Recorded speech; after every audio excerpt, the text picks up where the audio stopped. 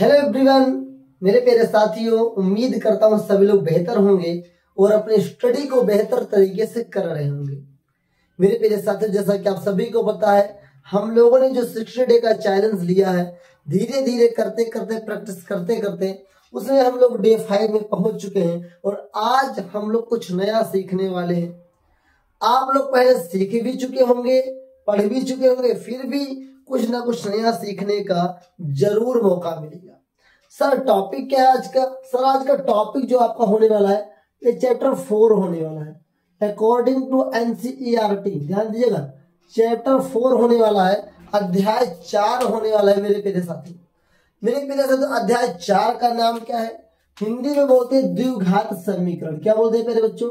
द्विघात समीकरण। इंग्लिश में बोलते हैं मेरे बच्चों क्वाड्रेटिक इक्वेशन। क्या बोलते हैं? Quadratic equation.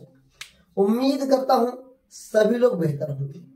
आखिर का ये शब्द क्या कह रहा है, इन शब्दों में क्या छुपा है, इसकी भी हम लोग चर्चा करेंगे। मेरे प्यारे साथियों, द्वि का मतलब क्या होता है?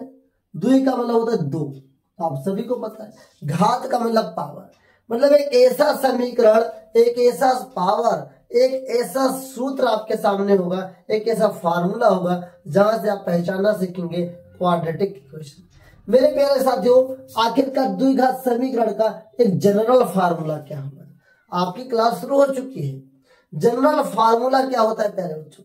मेरे प्यारे बच्चों, जनरल फार्मूला का मतलब कभी कभी ऑब्जेक्टिव सवाल में पूछ लेता है कि निम्नलिखित में से द्विघात समीकरण का सामान्य फार्मूला या सामान्य समीकरण क्या है? तो बच्चे याद रखेंगे, ax² plus bx plus c equal to 0। कभी कभी बराबर में 0 नहीं हो सकता, तभी आपको दिक्कत की बात नहीं है। यहाँ पर x क्या है साथियों? वेरिएबल है, ये आपका सेम वेरिएबल होगा। सेम वेरिएबल मीन्स अगर यहाँ x है तो x होगा, यहाँ y है तो y होगा, z है तो z होगा। इट मीन्स कोई भी आपका वेरिएबल एक हो सकता है। ए बी सी का मतलब क्या है मेरे प्यारे बच्चों? ए बी सी का मतलब यहाँ पे 3 नंबर होंगे, यहाँ पर कोई नहीं होगा तो 1 माना जाएगा, मतलब जहां पर कोई नंबर नहीं होगा वहां पर 1 माना जाएगा। बट मेरे प्यारे साथियों, लगभग कंडीशन में सी के स्थान पे नंबर आपको देखने को जरूर मिलेगा। फॉर एग्जाम्पल, अगर हम समीकरण को दिखाऊं, मैं आपको लिख सकते हैं 6x² plus 5x plus 2 equal to 0। यह आपका कैसा समीकरण है? द्विघात समीकरण। प्यारे बच्चों, आइए एक सवाल को चेक करते हैं, देखते हैं द्विघात समीकरण है कि नहीं। सवाल दे दिया गया 2x plus 3 equal to x² plus 4। सवाल ऐसा आ गया। सवाल कहा गया, चेक करके बता दीजिए, चेक करके बताइए यह समीकरण द्विघात समीकरण है कि नहीं। मेरे प्यारे बच्चों, आपको घबराना नहीं है। ये आपके जो आपके एनसीईआरटी की बुक है, ये 4.1 का सवाल ऐसे ही हो सकता है, ऐसा ही आपको देखने को मिलेगा। प्यारे बच्चों, हम सबसे पहले क्या करेंगे, इधर वाले को इधर से गुणा कर देंगे, तो इस बॉक्स के अंदर मल्टीप्लाई करेंगे। 2 1 जा 2 हो जाएगा, x से x को मल्टीप्लाई करेंगे, x² हो जाएगा। 2 3 जा 6x हो जाएगा, बराबर x³ हो जाएगा। प्यारे बच्चों, 4 1 जा 4x हो जाएगा।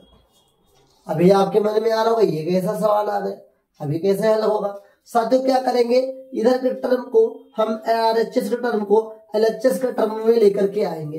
पहले बच्चों, जब इसको इधर लेकर के आएंगे, 2x² plus 6x minus x³ minus 4x equal to 0। पहले बच्चों, हम यहाँ बात करेंगे तो माइनस x³ सबसे पहले रखना पड़ेगा, क्योंकि प्यारे बच्चों यहाँ पर पावर डिसेंडिंग ऑर्डर में जाता है। अब प्यारे बच्चों, यहाँ पर क्या होगा, 2x², 6x यहाँ पे, 4x यहाँ पे, 6 में से 4x घट जाएगा क्योंकि प्लस माइनस माइनस का अंतर हो जाएगा, तो हो जाएगा प्लस 2x। मेरे प्यारे बच्चों, आप बताइए ये द्विघात समीकरण है कि नहीं? द्विघात समीकरण है कि नहीं? क्वाड्रेटिक इक्वेशन है कि नहीं? तो मेरे प्यारे बच्चों, नहीं है। नो जवाब आना चाहिए, क्यों नहीं है? सवाल आपके मन में आ सकता है, सर ये द्विघात समीकरण क्यों नहीं है? तो मेरे प्यारे बच्चों, द्विघात समीकरण हम उसे कहते हैं, एक ऐसा समीकरण, एक ऐसा इक्वेशन जिसकी सबसे बड़ी पावर, हाईएस्ट पावर 2 हो। या हाईएस्ट पावर तो 3 आ गया प्यारे बच्चों, इसलिए द्विघात समीकरण नहीं है, ये त्रिघात समीकरण है। कितना है? त्रिघात समीकरण है। प्यारे बच्चों, अब जो मैं बताने जा रहा हूं उसको और ध्यान पूर्वक समझिएगा। मतलब इस तरीके से हम समझ सकते हैं कि द्विघात समीकरण है या नहीं है। आपसे रिक्वेस्ट होगा, आप एक्सरसाइज 4.1 जो कि अकॉर्डिंग टू एनसीईआरटी में बता रहा हूं, आप उसको एक बार जरूर लगा लीजिए। एक प्रश्न यहां से जरूर आता है, ऑब्जेक्टिव सवाल में आता है प्यारे बच्चों। ओके, आइए आगे देखते हैं। अब अगला सवाल जो आपका आने वाला है प्यारे बच्चों, ये आने वाला है विविधकर से प्यारे बच्चों। क्या आने वाला है प्यारे बच्चों? विविधकर से आने वाला है प्यारे बच्चों। ध्यान दीजिएगा, विविधकर होता है, विविधकर होता है, विविधकर।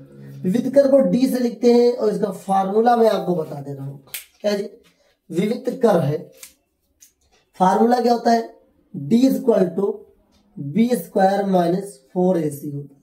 ये फार्मूला जरूर याद रखेंगे प्यारे बच्चों। इस फार्मूले पे सवाल कई बार पूछे गए हैं, वो आशा करता हूं इस बार भी प्रश्न आपके बोर्ड एग्जाम में आ सकते हैं। तो प्यारे बच्चों, विविधकर का फार्मूला ही कभी कभी पूछ लेता है, बी स्क्वायर माइनस 4ac। मान लेते हैं आपका सवाल आया कि निम्नलिखित में से विविधकर के लिए फार्मूला है या सूत्र है। अब आपके सामने डी नहीं लिखा, केवल बी स्क्वायर माइनस 4ac करके ऐसे कुछ लिखा हुआ है, तो डी ना होने से आपको घबराने की जरूरत नहीं है।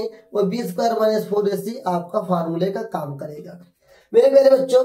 अब कभी कभी मेरे प्यारे बच्चों ऐसा भी हो सकता है डी का मान 0 कब होगा? मेरे प्यारे बच्चों, डी का मान 0 तब होता है जब दो मूल बराबर होंगे। ये मैं जो लिख रहा हूं आप लिखते रहिए। जब दो मूल बराबर हो, दो मूल बराबर हो तब d बराबर 0 होता है। ये बात याद रखेगा, ये एक्सरसाइज 4.2 में आपको मदद करेगी एनसीईआरटी के अकॉर्डिंग। ओके, चलिए मेरे प्यारे बच्चों, ये तो सवाल आपके मन में हो गया। फिर एक सवाल और पूछता है कि आपके मूल की प्रकृति क्या होगी, किसी किसी में आ जाता है। तो ध्यान दीजिएगा, अगर d बराबर 0 है, ध्यान दीजिएगा, या d का मान 0 से बड़ा है, इन दोनों कंडीशन में मेरे प्यारे बच्चों सवाल हल हो सकता है। मतलब अस्तित्व है। क्या है? अस्तित्व है। ध्यान दीजिएगा, क्या है मेरे प्यारे बच्चों? अस्तित्व है। क्या है? अस्तित्व है। बट मेरे बच्चों, अगर डी क्या हो गया? छोटा हो गया 0 से, तो मेरे बच्चों अस्तित्व नहीं है। अस्तित्व नहीं है। क्या? अस्तित्व नहीं है। मतलब इसकी वैल्यू नहीं निकाली जा सकती। अभी आपके मन में कुछ नहीं समझ में आ रहा हूं, अभी मैं एक एग्जांपल से समझाने का प्रयास कर रहा हूं। कहने का मतलब सर, डी का मान 0 से छोटा आएगा। तो मेरे प्यारे बच्चों, आप याद रखिएगा, जितनी भी वैल्यू माइनस में होती हैं मेरे प्यारे बच्चों, ये सब 0 से छोटी होती है। मतलब अगर हम बात करें -6 + 1, कौन बड़ा है सर? +1 बड़ा है। क्यों? क्योंकि 1 रुपया जो है वो प्लस में, पॉजिटिव में चल रहा है। तो प्लस वाला मेरे प्यारे बच्चों 0 से बड़ा होता है, माइनस वाला 0 से छोटा होता है। एक एग्जाम्पल लेते हैं और समझने का प्रयास करते हैं कि क्या डी का मान अस्तित्व कब होगा और अस्तित्व नहीं होगा। ध्यान दीजिएगा, फॉर एग्जाम्पल सवाल आया 9x² + 6x + 7 = 0। कहा गया इसका मूल ज्ञात कीजिए। लेकिन मूल ज्ञात करने से पहले आपको विविधकर जरूर ज्ञात करना है। तो मेरे प्यारे बच्चों, विविधकर का फार्मूला क्या है? पहले हम a के बराबर लिखेंगे। a बराबर क्या होगा? 9 होगा, क्योंकि अगर इस फार्मूले से हम तुलना करेंगे तो पहला डिजिट 1 के बराबर हो जाएगा। v की वैल्यू का पता करेंगे 6 हो जाएगा, c की वैल्यू 7 हो जाएगा। अब हमें क्या पता करना है साथियों? विविधकर निकालने का सूत्र में बता देगा और ध्यान पूर्वक समझिएगा। विविधकर मतलब d बराबर b² - 4ac। अब प्यारे बच्चों, d बराबर हमें निकालना है, b का मान कितना? 6 का स्क्वायर -4 गुणे a का मान 9 गुणे c का मान प्यारे बच्चों 7 है। अब 6 का स्क्वायर कितना होगा? 36 होगा। अब इसको गुणा कर लीजिए, तो मेरे बच्चों 4 गुणे 9 = 63 होता है। अब क्या करेंगे? 36 - 4 को गुणा करेंगे। 4 से 12 का 2 से लगा 1, 6 को 24 1 25। मेरे प्यारे बच्चों ध्यान दीजिए, ध्यान देने वाली बात क्या है? अब इसको हम घटा देंगे। जब घटाएंगे तो 2 में से 6 जाएगा, नहीं 12 में से 6 जाएगा, 6 बचेगा, इधर बचेगा 4। क्या बचेगा? 4 और 14, 4 में से 3 गया तो 1 बचा मेरे बच्चों, और ये 2। क्या मेरे प्यारे बच्चों? 216 माइनस का बचेगा। अब मैंने क्या बताया कि अगर 0 से छोटा कब होगा, जब ये होगा। तो मेरे प्यारे बच्चों इसके अस्तित्व ही नहीं है। क्यों नहीं अस्तित्व है? क्योंकि डी का मान माइनस में आ गया। याद रखिएगा, जब भी डी का मान 0 से छोटा मतलब कि माइनस में आएगा तो अस्तित्व नहीं होगा। सीधे लिख देंगे इसका अस्तित्व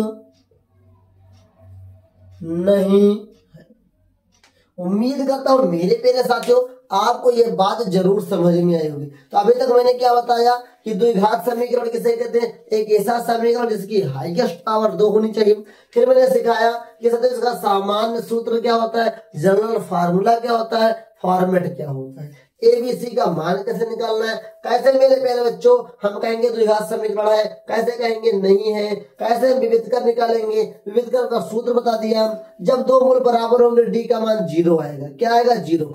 अब ये दो मूल बराबर होने का मतलब क्या है?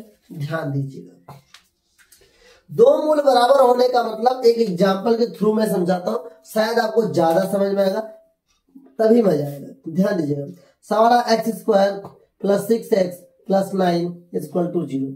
सवाल कहा गया इसके मूल ज्ञात कीजिए। याद रखिए चौथे चैप्टर से यहाँ तो भैया द्विघात समीकरण सवाल है, तो ये आपके दूसरे चैप्टर बहुपद का भी सवाल बन सकता है और ये आपके द्विघात समीकरण का भी सवाल बन सकता है। लेकिन कैसे पहचानेंगे बोर्ड एग्जाम में ये क्या निकालना है? प्यारे बच्चों कैसे पहचानेंगे? अगर इसका मूल है शून्यांक निकालना है तो प्यारे बच्चों ये सेकंड चैप्टर का सवाल बन जाएगा। अगर बोल देगा इसके मूल ज्ञात करो तो मेरे प्यारे मूल को रूट्स बोलते हैं, इंग्लिश में क्या बोलते हैं? रूट्स बोलते हैं। अगर रूट्स निकालने के लिए बोलेगा तो चैप्टर 4 का सवाल होगा। ओके, तो आइए इसका फैक्टर करते हैं। 9 × 9 हम क्या करेंगे, इस 9 को यहाँ पर कुछ नहीं तो 1 मान के मल्टीप्लाई करेंगे तो प्यारे बच्चों कितना होगा? 9 होगा। अब इस 9 का हम लोग क्या करेंगे? फैक्टर करेंगे। 3 3 जा 9 हो जाएगा, 3 1 जा 3 हो जाएगा। प्यारे बच्चों ध्यान दीजिएगा, ध्यान देने बात क्या है, यहाँ पर 3 3 है, अब यहाँ पर अब 6 है और इसको हम यहाँ लेकर जाएंगे। फिर हम देखेंगे क्या देखेंगे, क्या देखेंगे प्यारे बच्चों? देखेंगे कि यहाँ 6 जोड़ने पे 6, गुणा करने पे 9 है, 3 + 3। प्यारे बच्चों ध्यान दीजिएगा, 3 + 3 कितना होगा? 3 + 3 ध्यान दीजिएगा। तो x² + 6x तो 3 + 3 हो जाएगा। यहाँ पर मैं माइनस लेना पसंद करूंगा तो ज्यादा आपको समझाने में आसानी हो जाएगी। x + 9 = 0। तो x² - 3x + -3x + 9 = 0। घबराने की जरूरत नहीं आपको पड़नी चाहिए। ओके, उम्मीद करता हूं सारी चीजें समझ में आ रही होंगी। तो x² माइनस, अब क्या करेंगे? कॉमन लेंगे।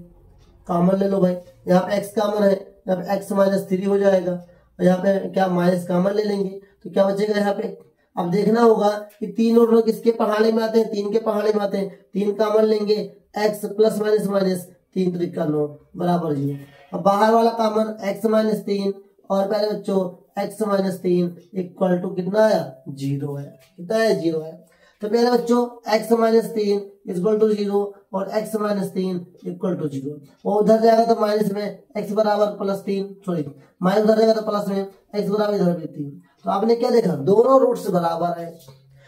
कभी कभी रूट्स बराबर होने का मतलब क्या हो सकता है मेरे बच्चों कि दोनों का साइन भी बराबर हो सकता है, कभी कभी अपोजिट भी हो सकता है। ओके, ये बात जरूर याद रखिएगा। उम्मीद करता हूँ कि रूट्स ऐसे ही निकाला जाएगा।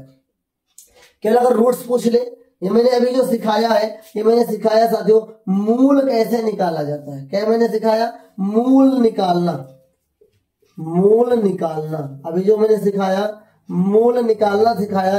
इंग्लिश में प्यारे बच्चों क्या बोलते हैं? रूट्स बोलते हैं। अभी मैंने तुमको सिखाया कि रूट्स कैसे निकाला जाता है, मूल कैसे निकाला जाता है। अगर आपको नहीं समझ में आया तो एक बार कमेंट करो, फिर से बताया जाएगा। लेकिन मूल कैसे निकाला जाता है मैंने बता दिया, डी का फार्मूला बता दिया, डी पे आधारित एक सवाल आपको लगवा दिया और प्यारे बच्चों द्विघात समीकरण किसे कहते हैं ये भी मैंने बता दिया। अब इस चैप्टर में एक सवाल और आता है। क्या आता है भाई? चलो इसे भी देख लेते हैं।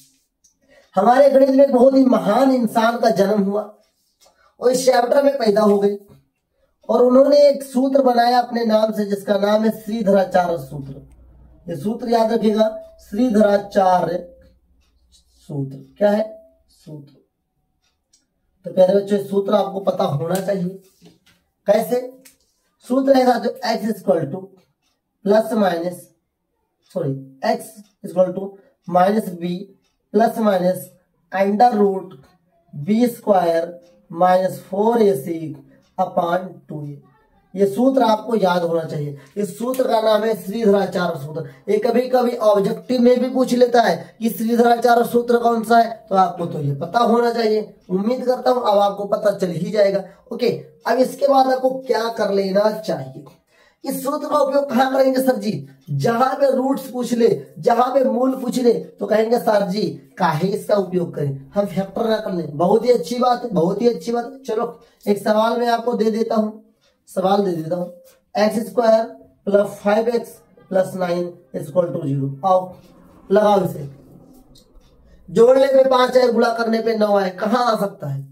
तो जहां पर गुणनखंड ना हो, जहां पे वेक्टर ना हो, वहां पे सूत्र लगाते हैं श्रीधराचार्य सूत्र। पता चला ना कि गुणनखंड कब करेंगे और श्रीधराचार्य सूत्र कब लगाएंगे? जब गुणनखंड हो जाए मूल निकालने के लिए डायरेक्ट गुणनखंड करिए, तुरंत लगा देंगे। लेकिन प्यारे बच्चों, हम रूट्स निकालने के लिए श्रीधराचार्य सूत्र का उपयोग तब करेंगे जब इसका फैक्टर ना रहो। तो आइए इसको भी एक थोड़ा सा मैं आपको हल करके दिखा देता हूं। यहाँ पर a की वैल्यू कुछ नहीं तो 1 रख लेंगे, b की वैल्यू प्यारे बच्चों कितना रखेंगे? 5 रखेंगे, और c की वैल्यू कितना रखेंगे प्यारे बच्चों? 9 रखेंगे। उम्मीद करता हूं सबसे पहले आपको क्या करना है, सबसे पहले अगर आप आसान चाहते हैं तो ये आप क्या कर लीजिए कि बी स्क्वायर माइनस 4ac, जिसे हम लोग डी बोलते हैं, इसका मान पहले निकाल लो। अगर ये पॉजिटिव आ गया तो पता चल जाएगा निकलेगा कि नहीं निकलेगा। तो बी का मान कितना है? 5 है पहले बच्चों। 5 का स्क्वायर माइनस 4 गुणे ए का मान कितना है? 1, और सी का मान कितना है? 9। तो 25 माइनस 9 तो 36, कितना बचेगा? -11। अब -11 आ गया मतलब इसका रूट्स नहीं निकल सकता, इसका अस्तित्व नहीं है। जब ये पॉजिटिव में आएगा, ये 0 आएगा, तभी प्यारे बच्चों इस सूत्र पे सवाल लग सकता है। तो इसमें मैं एक सवाल दे रहा हूं, इसको आप लगाइएगा और चेक करिएगा कि क्या इसका अस्तित्व है या नहीं। सवाल आपके सामने होगा एक्स स्क्वायर प्लस 11x, ध्यान दीजिएगा तभी आप समझ पाएंगे, प्लस 4 इक्वल टू 0। इस सवाल को, ये सवाल का अस्तित्व है मैंने पहले से बता दिया, लेकिन अब d बराबर बी स्क्वायर माइनस 4 से निकाल लेंगे। देन इसको उपयोग करके श्रीधराचार्य का सूत्र का उपयोग करेंगे और x की वैल्यू ज्ञात करके कमेंट करेंगे। ये आपका काम है। उम्मीद करता हूं प्यारे बच्चों इस चैप्टर में मुझे इतना ही बताना था, जितना मैंने बताया। अगर इतना भी अगर आप कर लेंगे तो चैप्टर 4 आपका बहुत ही अच्छी तरीके से तैयार होगा, प्रिपेयर होगा, और आपका बोर्ड एग्जाम बहुत ही बेहतर तरीके से आगे जाएगा। क्या क्या? सबसे पहले द्विघात समीकरण किसे कहते हैं? ऐसा समीकरण, ऐसा इक्वेशन जिसकी हाईएस्ट पावर कितनी हो? 2 हो। समीकरण का लोकल सा फार्मूला, मतलब छोटा सा जो मेन फार्मूला है, उसमें कोई भी आप समीकरण बना सकते हैं। देन मैंने बताया कैसे द्विघात समीकरण पहचाना जाता है, हल करके बताया।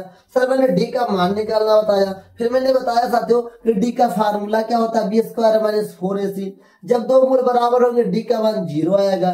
डी के बराबर 0 है, डी का मान 0 से बड़ा है, तो वास्तविक में 0 का बड़ा का मतलब वो आंसर प्लस में आएगा।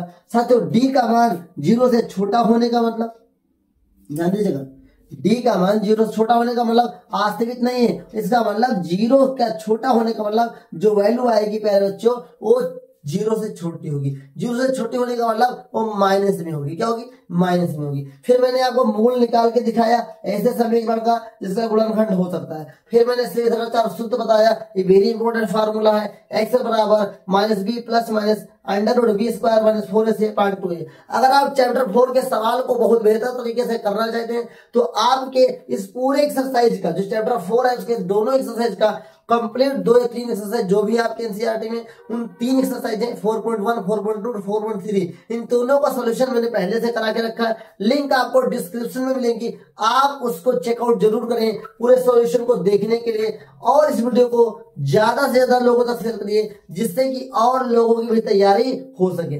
उम्मीद करता हूं ये आज की क्लास आपको सीखने को मिलेगी। आज हमारा डे 5 था, धीरे धीरे हम डे 60 को कंप्लीट करेंगे और कंप्लीट एनसीईआरटी का रिवीजन करेंगे और महत्वपूर्ण क्वेश्चन का भी सॉल्यूशन करेंगे। उम्मीद करता हूं ऐसे ही बने रहेंगे, 60 दिनों तक हमारे साथ मिलेंगे साथियों नेक्स्ट क्लास में। तब तक के लिए देखते रहिए ब्रिजेश स्टडी अड्डा के यूट्यूब चैनल को और एंजॉय करते रहिए पढ़ाई के साथ। मिलेंगे नेक्स्ट क्लास में, तब तक के लिए जय हिंद, वंदे मातरम साथियों।